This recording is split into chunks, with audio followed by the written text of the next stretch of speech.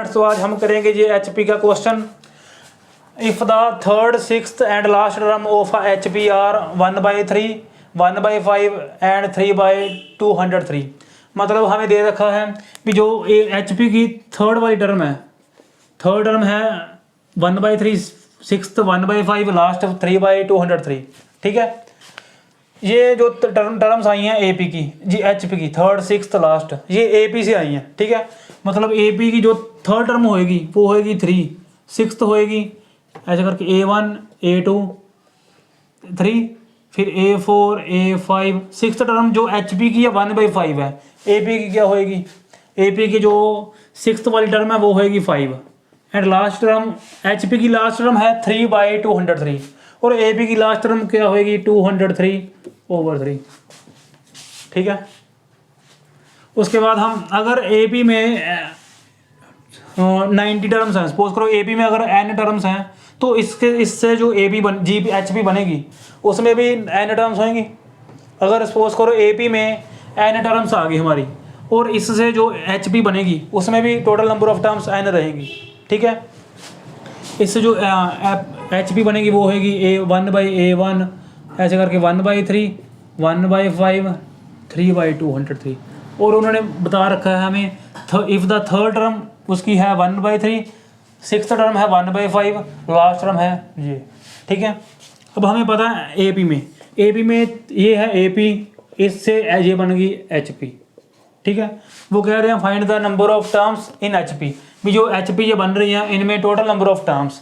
हम क्या करेंगे, एपी में नंबर ऑफ टर्म्स फाइंड कर लेंगे, जितनी नंबर ऑफ टर्म्स इधर होएंगी उतनी ही इधर होएंगी।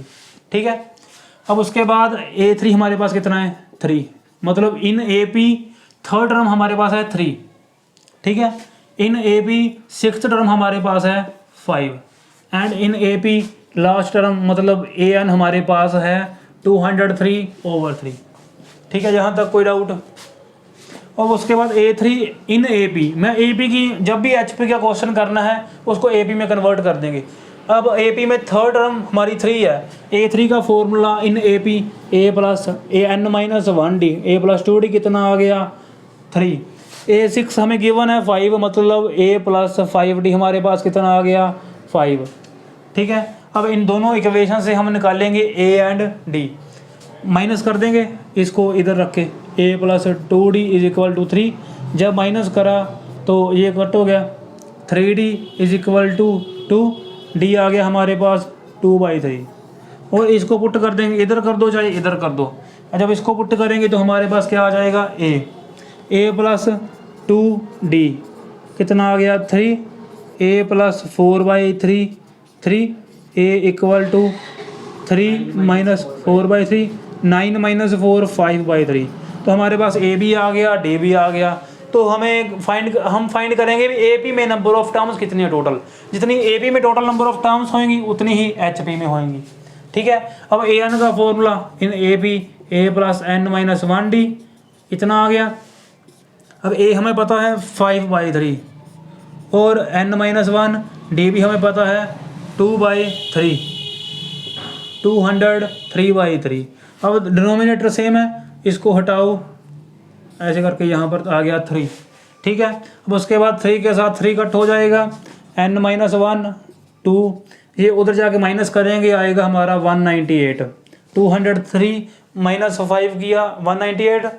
अब N-1 2 कर दिया डिवाइड, 2 9 डिवाइड किया 99 आ गया, N कितना आ गया हमारा 100। तो हमारे पास total number of terms AP में कितनी आएंगी, यहाँ पर 100 टर्म्स हैं टोटल, तो HP में भी टोटल कितनी टर्म्स आएंगी हमारी 100। तो हमारा टोटल नंबर ऑफ टर्म्स कितनी आ गई, हमारा आंसर आ गया 100। यहाँ तक कोई डाउट। ठीक है, पहले HP की थर्ड सिक्स्थ लास्ट सी, AP बना ली हमने, AP से A D निकाला, AP की टोटल नंबर ऑफ टर्म्स निकाल दी, जितनी AP में है उतनी HP में है। ठीक है।